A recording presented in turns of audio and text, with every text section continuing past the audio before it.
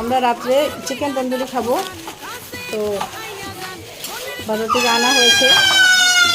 দুটো chicken short ছিল, আমি দুটো এখন কাটতে দেখাবো, আপনাদের শেয়ার করবো। আর দুটো দেখুন আগে থেকে মেরিনেট করা ছিল, দেখুন পরে সেরা আপনাদের পরে শেয়ার করবো। দেখুন আমি কাটা শুরু করেছি।